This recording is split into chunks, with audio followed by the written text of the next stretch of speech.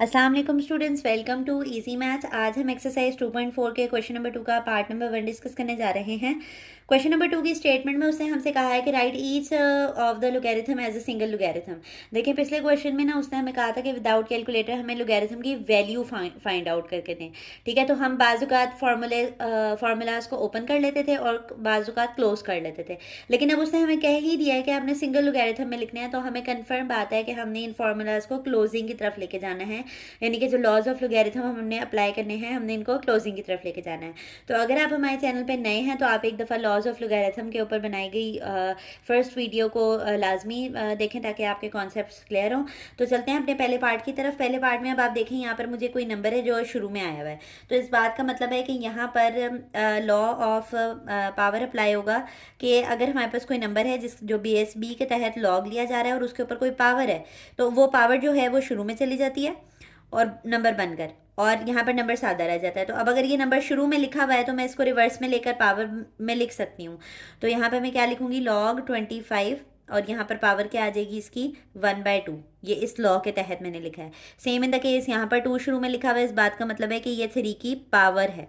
ठीक है, अब आप जो है वो यहाँ पर 25 को स्क्वायर फॉर्म में लिख लें, तो 25 किसका स्क्वायर होता है, 5 का स्क्वायर होता है। तो ये 1/2 और 2 जो है वो अब कैंसिल हो जाएंगे, और 3 का स्क्वायर आपके पास किसके बराबर होता है, 9 के बराबर होता है। तो ये इसको हम कैंसिल कर लेते हैं, log 5 प्लस log 9।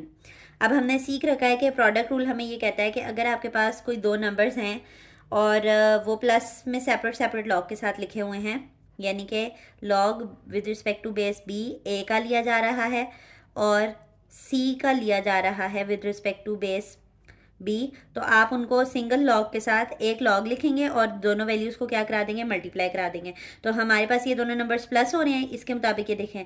तो अब आपने फार्मूला के मुताबिक यहाँ पे क्या लिखना है, एक लॉग लिख लेना है। बेस हमारे पास कोई मेंशन नहीं है, इस बात का मतलब है कि वो 10 है बेस, और 5 और 9 को आपस में क्या करा देना है, मल्टीप्लाई, और 5 9 का क्या होता है 45।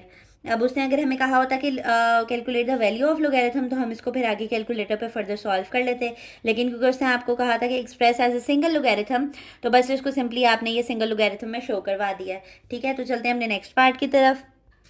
पार्ट नंबर 2 के अंदर हमें कहा गया है कि log 9 माइनस log 1/3 है। ठीक है, तो अब यहाँ पर हमारे पास क्वोशंट रूल अप्लाई हो रहा है। क्वोशंट रूल हमें ये कहता है कि अगर कोई दो नंबर्स हैं और उनके दरमियान में माइनस लिखा हुआ है तो आप उनको सिंगल लोगैरिथम दे दें।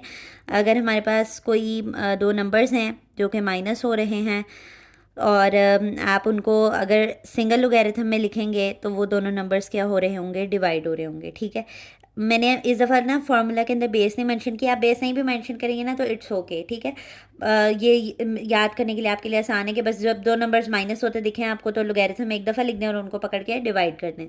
तो यहाँ पर आप देखें कि लॉग हमारे पास सिंगल हो गया, 9 ऊपर आएगा क्योंकि 9 पहले है और 1/3 बाद में है, ये दोनों डिवाइड हो रहे हैं। ठीक है, और 1/3 के डिवाइड होने का क्या मतलब है कि मैं इसको ऐसे लिख लूँ, डिवाइड 1/3।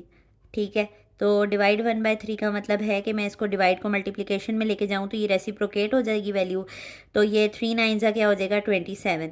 और मेरा काम था कि मैंने इसको सिंगल लोगैरिथम में शो करवाना था, तो ये सिंपल सिंगल लोगैरिथम में कन्वर्ट हो गया। नेक्स्ट क्वेश्चन है हमारे पास क्वेश्चन नंबर 3। वो हमें कह रहा है कि log with respect to base 5 जो है वो बी स्क्वायर का लिया जा रहा है, और यहाँ पर लॉग जो है वो विद रिस्पेक्ट टू बेस ए लिया जा रहा है किसका, 5⁻³ का। तो यहाँ पर जो है वो अब change of base law apply होगा, और मैंने आपको कहा था कि चेंज ऑफ बेस लॉ की जब हम क्वेश्चन को सॉल्व करेंगे तो वो आपको बहुत अच्छे से समझ आएगा। तो पहले तो हम यहाँ पर ना सिर्फ वो अप्लाई कर लेते हैं कि ये जो पावर्स हैं ये शुरू में चली जाएंगी पावर रूल के मुताबिक, कि अगर कोई नंबर होता है और लॉग के अंदर उसके ऊपर कोई पावर होती है तो वो पावर हम शुरू में लिख सकते हैं एज अ नंबर, और लोगैरिथम वैसे ही रह जाता है।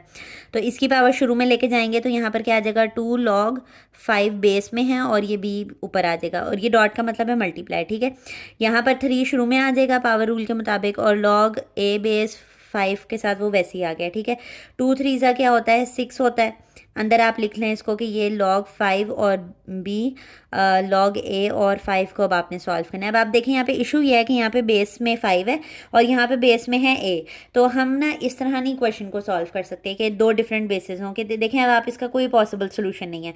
तो हम यहाँ पर क्या अप्लाई करने लगे हैं, by change of base law. Change of base law हमें ये कहता है कि यहाँ पर अगर आपको लिख कर दिखाऊँ मैं कि अगर आपके पास लिखा हुआ है ना यहाँ पर log a b, तो इसको आप ऐसे लिख सकते हो कि ऊपर वाली वैल्यू को उसका अपना log दे दो और जो बेस है ना उसको भी नीचे एक log दे दो। तो ये आपके पास चेंज ऑफ बेस लॉ होता है। अभी हम यहाँ अप्लाई करते हैं तो आपको मज़ीद क्लैरिफाई हो जाएगा। मैंने भी आपको कहा है ऊपर वाली वैल्यू को भी log दे दें और जो बेस में है उसको भी log दे दें। डन। यहाँ पर ऊपर log में 5 है और नीचे बेस में हमारे पास क्या है, log a है। ओके हो गया। ये देखें, ये हमने change of base law apply किया। अब आप देखें ये log 5 और log 5 क्रॉस होने की वजह से कैंसिल। log यहाँ पर क्या आ जाएगा, log b log a। इसी चीज़ का मैं रिवर्स भी लेके जा सकती हूँ कि अगर ऐसे लिखा हुआ है तो मैं इसको ऐसे भी लिख सकती हूँ। तो सिंपली मैंने क्या किया, जो बेस में था वो नीचे ही रह गया और जो नंबर था वो वैसे ही हो गया और ये सिंप्लीफाई हो गया। यानी हमारा मकसद था कि सिंगल लोगैरिथम में हमने इसको लेके जाना है और वो हमने सॉल्व आउट कर लिया। देखें इंतहाई आसान से क्वेश्चन से ये आप यहाँ पर इसको यहाँ पर रेफ़र कर लें, ये वाली बात जो मैंने भी आपको बताई है, ठीक है, ताकि आपको ये मज़ीद क्लैरिफाई हो जाए। तो उम्मीद करती हूँ आपको आज इसके क्वेश्चन नंबर 2 के पार्ट नंबर 1, 2, 3 जो है वो बाकायदगी से समझ आ गए होंगे। आप अपने नोट्स मेकिंग के ऊपर लाजमी काम किया करें क्योंकि मैथ्स जो है वो विदाउट प्रैक्टिस नहीं आता। और अगर आपको हमारा वे ऑफ टीचिंग आसान लगता है तो हमारी वीडियोस को लाइक किया करें और चैनल को सब्सक्राइब करें ताकि हर नई आने वाली वीडियोस आप तक आती रहें। अल्लाह हाफ़िज़।